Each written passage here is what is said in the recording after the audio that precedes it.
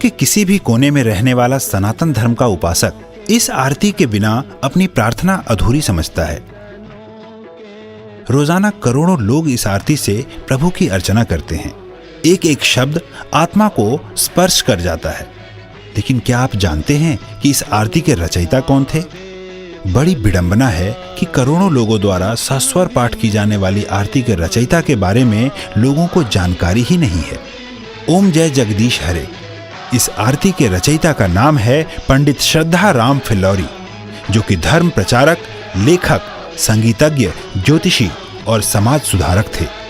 इस विश्व प्रसिद्ध आरती की रचना उन्होंने सन 1870 में की थी। सिर्फ रचना ही नहीं, धुन भी उन्होंने ही तैयार की थी। इस महान आत्मा का जन्म 30 सितंबर 1837 को फिल्लौर, पंजाब में हुआ था। इनके पिता जय दयालु जी एक प्रसिद्ध ज्योतिषी थे।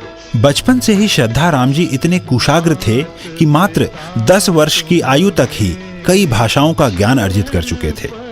लोग इस बालक की कुशाग्रता से प्रभावित होते थे, लेकिन किसी को मालूम नहीं था कि इस बालक की रचना युगों तक प्रचलित रहेगी। अद्वितीय लेखक पंडित फिल्लौरी को सर्वप्रथम हिंदी उपन्यास भाग्यवती लिखने का श्रेय भी जाता है। उन्होंने बाइबल का भी आंशिक अनुवाद गुरुमुखी में किया था। उन्होंने महाराजा रंजीत सिंह के शासनकाल पर आधारित पुस्तक सिक्खां दे राज दी विधियां का लेखन भी किया। इसके अतिरिक्त पंजाबी बातचीत, सत्य धर्म मुक्तावली, शतोपदेश, सत्यामृत प्रवाह और सलय प्रवाह नामक पुस्तकों का लेखन भी किया। वह समाज सुधारक भी थे। जाति पाति के बंधन को न मानने वाले पंडित जी ने मेहताब कौर से शादी की थी, जो कि सिख परिवार से संबंधित थी। वह बाल विवाह, लड़के लड़की में भेदभाव, नवजात कन्याओं की हत्या जैसी कुरीतियों के विरोधी थे।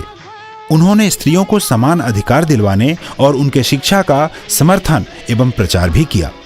पंडित श्रद्धाराम फिल्लौरी 1857 के प्रथम स्वतंत्रता संग्राम से प्रभावित होकर लोगों को एकत्रित करके देशभक्ति की गाथाएं सुनाते थे।